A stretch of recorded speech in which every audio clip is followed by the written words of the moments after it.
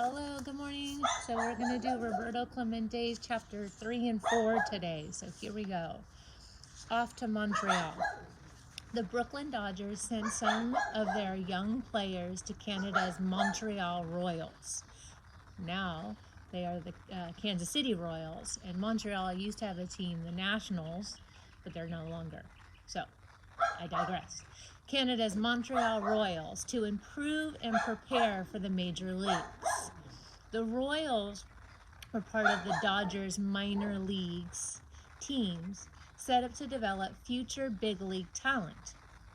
The Dodgers knew Roberto was good, but they also knew that he wasn't completely ready yet. Roberto got off to a great start with the Royals. In his first minor league spring training game, he had hit an inside the park home run. Okay, so those of you that don't know baseball, inside the park home run means that he hits the ball, most likely out to the outfield somewhere in a deep corner, and he's able to run all the bases and get a home run without it going out of the park. But life was hard in Montreal. He was a long way from home and he was very lonely. It was much colder in Canada than the tropical Puerto Rico. Many people in Montreal spoke only French, while Roberto spoke Spanish and very little English. So there he is there. He's got to learn a new language, I guess. To make matters worse, his teammates only spoke English. An older player from Cuba named Chico Fernandez, who had been in the minors for several years, taught Roberto how to order ham and eggs for breakfast. At least he would not go hungry. So there he is, eating his ham and eggs. That's what he learned how to say in English. For the first time in his life, Roberto was forced to deal with segregation. Segregation means that people are kept separate at restaurants and hotels and movie theaters, even at drinking fountains, according to the color of their skin. Though he was Puerto Rican, to people outside his island home, he was black. Canada was tolerant of all races, but in the 1950s, in many parts of the United States, black people were considered second-class citizens. During a trip with the Royals to Richmond, Virginia, for example, Roberto and the other players were told they could not eat in the restaurant with their white teammates. They had to take their meals at the restaurant that was for blacks only. So there's the diner, and it says we serve whites only.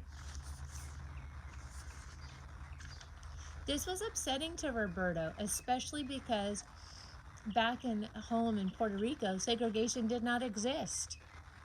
I don't believe in color, he later said. I believe in people. Roberto did not play often in Montreal.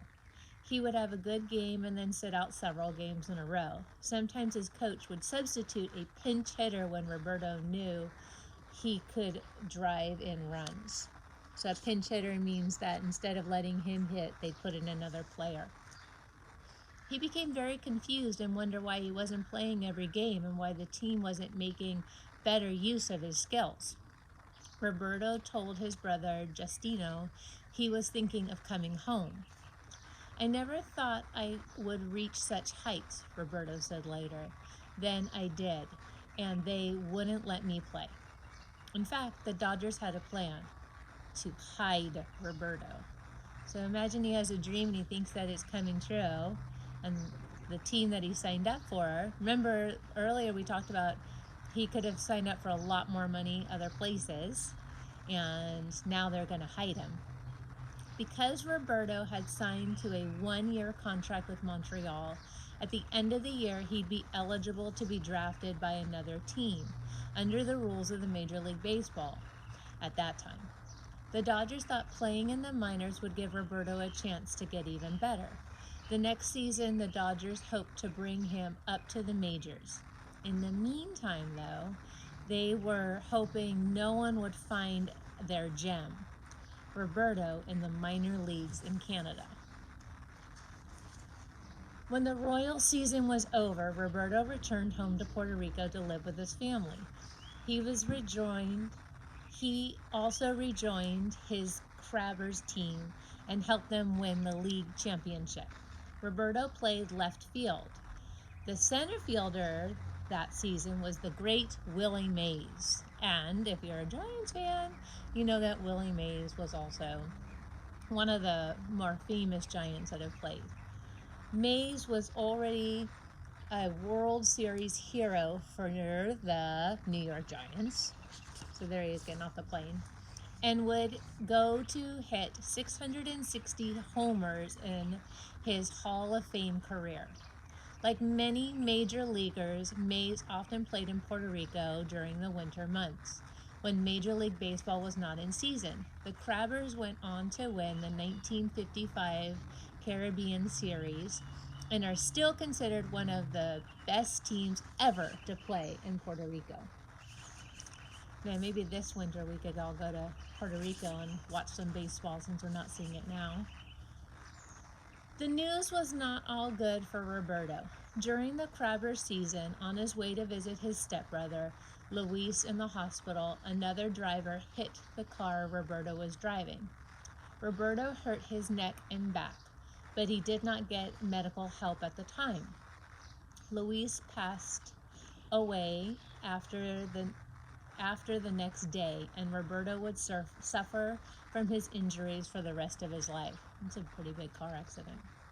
In November of the same year, a baseball meeting held in New York City changed Roberto's life in a more positive way.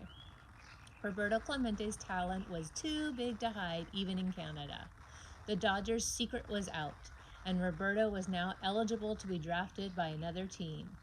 At that meeting, the Pittsburgh Pirates chose Roberto. Moman had been in the major leagues for real this time. So there he is. Bags of money. That's exciting. Chapter 4. Welcome to the Bigs. Each year, baseball teams prepare for a season at spring training. They work out and practice their skills. For young players, they also have a chance to demonstrate their skills. For Roberto, it was another strange place to get used to. Though Roberto had seen segregation in his time with the Royals, spring training with the Pirates in Florida was much worse. So keep in mind, Florida is a southern state, right? The team trained in Fort Myers.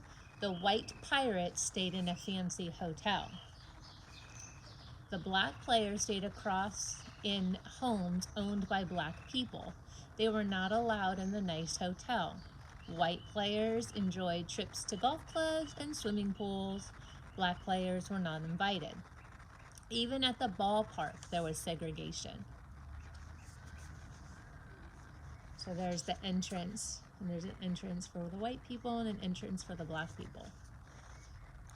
There was also separate sections for black and white fans. There were even separate water fountains.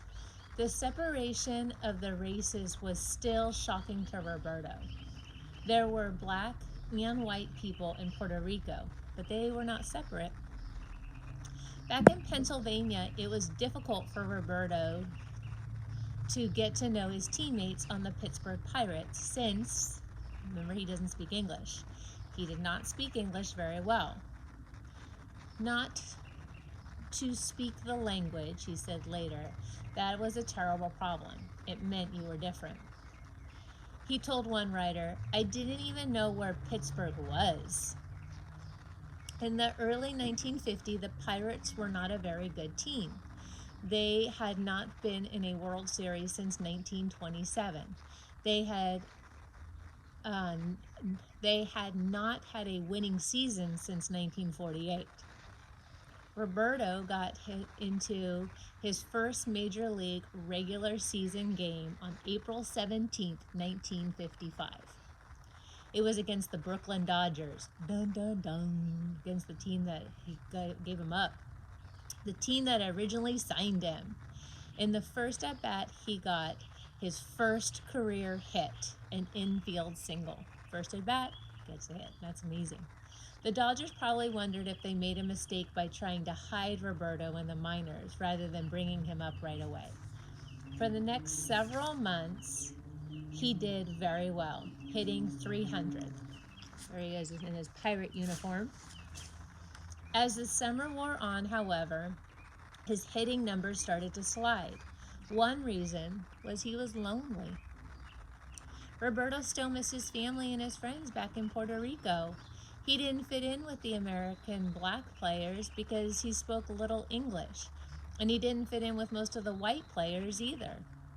His closest friends that year were the Garlands, a black couple with whom he roomed. They introduced Roberto to their friend and cooked dinner for him. It'd be hard. He doesn't feel like he belongs anywhere. There he is, trying to make it, have his dream come true, and he's lonely. They cooked dinner for him and helped him to feel more comfortable with his new surroundings. Roberto missed a few games that season when his back was sore. It still bothered him after that car accident. Then and now, baseball players are expected to be tough and play through minor injuries. When he asked for time off or talked about his injuries, he was sometimes ridiculed. So ridiculed means like he's made fun of or taunted. So he's ridiculed by other players, including his teammates. They wondered if he was faking his injuries or exaggerating them, so if he's making a bigger deal about them. And they didn't like complainers. When the 1955 season was over, Roberto again headed home to Puerto Rico for the winter. The Pirates were pleased with his performance that season, but he knew he could do better. I would say that it was obvious that he had not played much professional baseball, that he had things to learn, Pirate President Joe Brown said. But it was even more obvious that he had great talent. So there he is, hopping on that plane to go home. Spring training. When you get older, you need to go to spring training. It's very fun. Major league teams have had spring training since 1920s and some as far back as the 1880s. In those days, most teams were from the Northeast and Midwest. In late winter and early spring, it was too cold to practice baseball, so the teams headed south to play warmer weather. Today, the teams have spring training fields in Florida and Arizona. There they can get in shape for the coming season and try out their younger players. The players stay together and get to know one another. The coaches watch carefully to see each player have the best skills and decide who will play in the major leagues and who's going to stay in the minors. All right, so we're going to find out how his career goes. If he doesn't feel as lonely, so now we're going to go up and see how he deals with that segregation and how baseball changes through his career. So stay tuned. Chapter 5 and 6 coming up tomorrow.